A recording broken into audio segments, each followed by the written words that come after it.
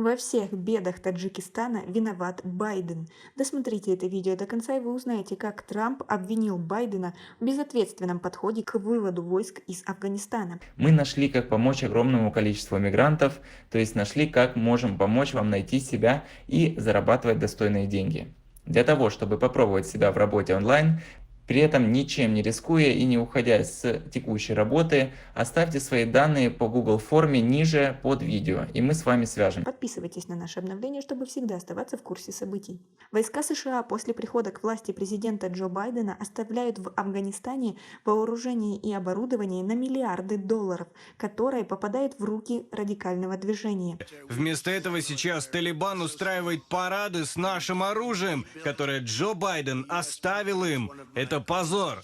Об этом заявил предыдущий американский лидер Дональд Трамп в конференции консервативных кругов США в Далласе, штат Техас. «Я говорил генералам, что хочу вернуть каждый гвоздь, хочу вернуть все танки». Вы разделяете такое мнение? Свои ответы напишите нам, пожалуйста, в комментарии. В начале июля в Пентагоне заявили, что контингенты США и НАТО покинули базу Баграм.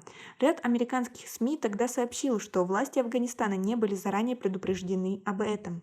Пресс-секретарь Пентагона Джон Кирби, отвечая на вопросы журналистов, подтвердил, что американские военные не уведомляли афганское руководство о времени передислокации из соображений безопасности, добавив, что подобное оповещение было бы безответственно. Столкновение между правительственными силами и радикальным движением активизировалось после сделанного 14 апреля Байденом заявления о решении завершить операцию в Афганистане, ставшую самой продолжительной зарубежной военной кампанией в американской истории. По состоянию на начало июля США более чем на 90% завершили процесс вывода своих войск. Афганские официальные лица неоднократно сообщали о том, что радикалы наращивают темпы наступления.